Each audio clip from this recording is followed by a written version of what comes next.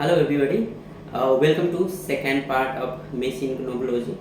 आज हम आप लोगों के साथ शेयर करेंगे कल जो नॉब्स सब बाकी रह गया था हम लोगों को, है ना। कल हम लोग कितना नॉब्स देखे थे? 6 knobs I think. First power on button, है ना। सेकंड क्या था? Patient entry. थर्ड क्या था? Probe selection. फोर्थ क्या था? रिपोर्ट। फिफ्थ क्या था? फिफ्थ क्या था हमारा? And exam. और सिक्स्थ क्या था? Data search. जो भी हमारे पुराने डाटा है हमारे मशीन में, वो हम किस नोब से सर्च करेंगे, इतना हम कल देखे हैं। और आज हम देखते हैं आगे का। और इससे पहले मैं आप लोगों को बता दूं कि हम आप लोगों को प्रैक्टिकली भी दिखाएंगे वीडियो में, जो कौन सा नॉब हम प्रेस करते हैं तो क्या होता है, मशीन पर क्या डिस्प्ले होता है, वो सारा हम दिखाएंगे। बट पहले हम क्या करते हैं, ये थ्योरी पार्ट कंप्लीट कर लेते हैं। ओके। ये जो हम यहाँ पर 1 2 3 4 5 6 7 8, ये 7 8 जो हम देख रहे हैं, ये क्या है, इसको हम क्या बोलते हैं पता है आपको? इसको हम शॉर्ट फॉर्म में अगर बोले तो इसको हम क्या बोलेंगे? TGC बोलेंगे। TGC that is time gain capacity, right. तो ये क्या हो गया? Time gain capacity. इसका काम क्या है? इसका काम है हमारे मशीन को एडजस्ट करना कि हम किस पार्ट को मशीन में, जैसे आप यहाँ देख रहे होंगे, यहाँ पर जो देख रहे हैं, इसमें हमको कहाँ पर ज़्यादा डार्क चाहिए, कहाँ पर हमको वाइट चाहिए, कहाँ पर हम किस लेवल पर चाहिए, वो यहाँ पर दिखता है। वो किससे? ये TGC से, ठीक है। अब इसको एडजस्ट करने के लिए मैं आपको नेक्स्ट वीडियो में दिखाऊंगा जब हम प्रैक्टिकल करेंगे। आज हम बस जान लेते हैं ये जो 7 8 नोब जो रहते हैं, किसी मशीन में 5 भी रहता है, किसी में 7 भी रहता है, किसी में 8 भी रहता है। तो ये 7 8 जो हो गया, इसको हम क्या बोलेंगे? TGC, right. Time gain capacity, TGC। आप लोग नोट कर लीजिए, क्या बोलेंगे? TGC, ठीक है। अब देखते हैं, अब हमारा यहाँ पर है एक M मोड, ठीक है। ये M लिखा रहता है ऊपर में। अब ये M से क्या होता है एक्चुअली? M से जो है, जब भी हम FHR लेते हैं, या फीटल हार्ट रेट जिसको हम बोलते हैं, जब भी हम लेते हैं उस टाइम पर हमको ये क्या होता है? मोशन मोड, M मोड हमको प्रेस करना पड़ता है और इस मोड का यूज होता है, ठीक है। हम प्रैक्टिकली भी देखेंगे इसका, ठीक है। ये जो है हमारा PW का मतलब क्या? Pulse wave. तो हम पल्स वेव के लिए हमको ये नोड की ज़रूरत पड़ती है, ठीक है। और यहाँ पर है CF मतलब कॉलर फ्लो। जब हम कॉलर डॉपलर करते हैं या कॉलर फ्लो करके हम चेक करते हैं, तो उस टाइम पर हमको क्या होता है? ये CF का यूज़ होता है। और यहाँ पर है 2D। ये एक 2D नोब है। 2D का मतलब क्या हुआ? 2 डायमेंशनल। जैसे अभी हम 2 डायमेंशनल पे अगर हम काम कर रहे हैं, हम अगर हमारे मशीन पे 2 डायमेंशनल इमेज हम ले रहे हैं, तो उस टाइम पर ये नोब यूज़ होता है। और दूसरा ये चीज़ क्या होता है, अगर हमको एज अ होल में मशीन का कॉन्ट्रास्ट अगर बढ़ाना हो, या हमारा इमेज का जो कॉन्ट्रास्ट है, आप जैसे ऊपर में देख सकते हैं, हम इसको अगर टर्न करते हैं तो यहाँ वाइटनेस आ रहा है, और फिर हम इसको रिवर्स बैक करते हैं तो यहाँ पर ब्लैक ही आ रहा है ना। तो ये हमको एक क्या होता है, एक इमेज कॉन्ट्रास्ट मैनेज करने के लिए ये 2D नोब का काम रहता है, ठीक है। अब यहाँ पर एक है डेप्थ से क्या होता है, हम इमेज की कितने अंदर तक हम जा सकते हैं। नॉर्मली जो मशीन में एक डिफ़ॉल्ट होता है, उससे हमको कितना ज़्यादा अंदर तक हमको जाकर देखना है, तो उतना हम उस पार्ट का, जैसे हमको लीवर का डिप्थ लेना है या किडनी का डिप्थ लेना है, तो वहाँ पे हम ले सकते हैं।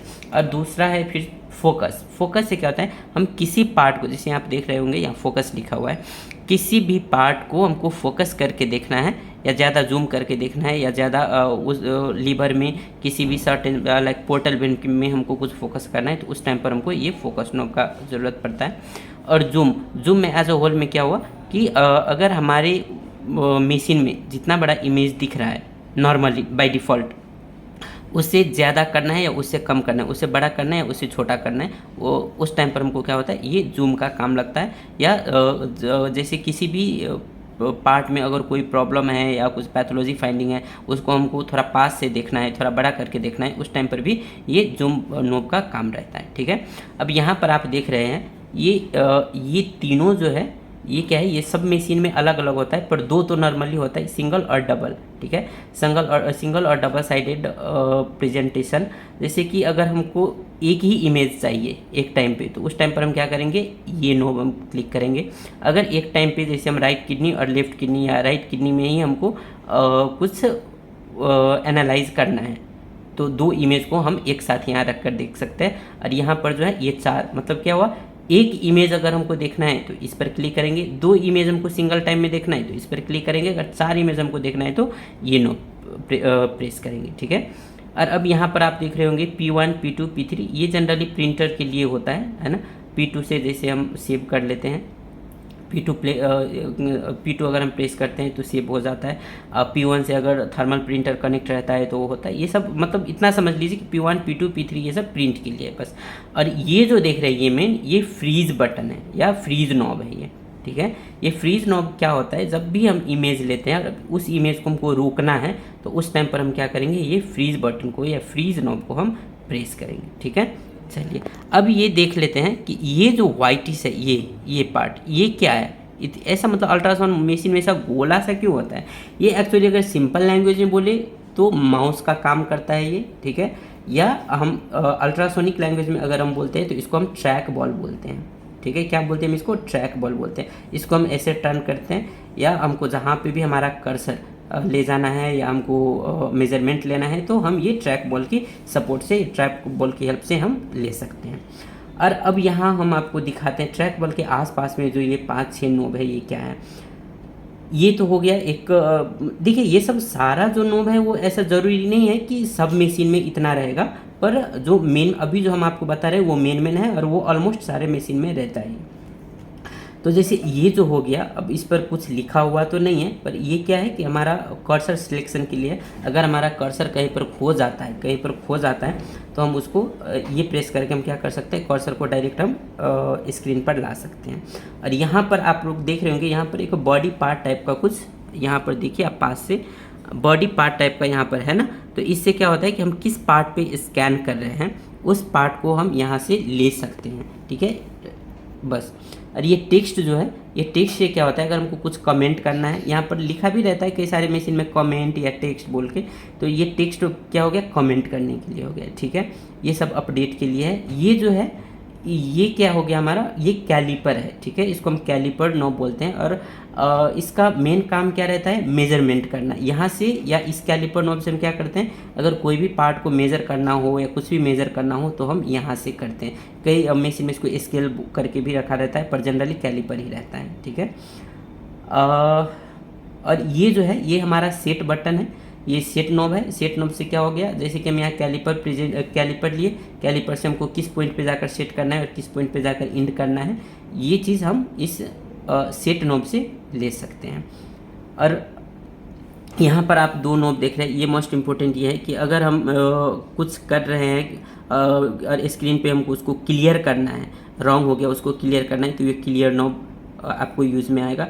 और ये एग्जिट नॉब है, जो कि आप अगर कुछ कर रहे हैं या वो चीज़ हटाना है वहाँ से, तो आप इसको प्रेस करके क्या कर सकते हैं, वहाँ से एग्जिट ले सकते हैं, ठीक है। और जैसे कि अब यहाँ पर एक देख रहे हैं 3D और 4D है। ये मशीन आपका 3D मशीन है या 4D मशीन है या 2D मशीन है या कौन सा सॉफ्टवेयर है, उसके हिसाब से आप ये देख सकते हैं। पर जनरली बहुत सारा मशीन में भी होता नहीं है, पर ये 3D image 3 dimensional 4 dimensional image के लिए यूज़ किया जाता है, ठीक है। अब ये जो मेन हो गया, ये हमारा कीबोर्ड है। कीबोर्ड जो हम टाइपिंग के लिए यूज़ किया जाता है, जो जनरली हमारे लैपटॉप में जो कीबोर्ड होता है वही है, सेम ASDF वैसे ही है पूरा, है ना, सेम वही है, इसमें कुछ भी चेंजेस नहीं है। ओके, फिर आज हम लोगों ने कंप्लीट की नोबोलॉजी ऑफ मशीन, मतलब कि मशीन की नोट्स या मशीन के जो भी बटन है अगर सिंपल लैंग्वेज में वो किस पर्पज़ के लिए यूज़ होते हैं। पार्ट 1 हम कल ही रख देते हैं, आज पार्ट 2 का जो है वो हम कंप्लीट कर दिए। इससे ज़्यादा नोब हो सकता है किसी भी मशीन में, है ना, किसी मशीन में हो भी सकता है, किसी में नहीं भी हो सकता है। तो वो आपको जब मशीन के इंजीनियर आएंगे तो उस टाइम पर भी आपको बता दिया जाता है वहाँ पर किस नोब से क्या चीज़ होता है, अगर एक्स्ट्रा होता है तो। बट जनरली यही होता है, इससे ज़्यादा काम नहीं रहता है ऑलमोस्ट, ठीक है। तो होप आप लोगों को सेकंड पार्ट भी अच्छा लगा होगा, और फर्स्ट पार्ट तो ऑब्वियसली आप लोगों ने बहुत प्यार दिया, इसीलिए हम सेकंड पार्ट बनाए हैं। और अगर कुछ समझाने में और मेरी लैंग्वेज में अगर कुछ प्रॉब्लम हो गई हो तो I am very sorry for that, क्योंकि मेरा हिंदी जो है उतना अच्छा नहीं है, तो इसलिए आप लोग देखते रहिए। अगर आपकी राय सलाह कुछ हो तो प्लीज़ कमेंट करके या मैसेज करके ऐसे ही देते रहिएगा। Thank you so much.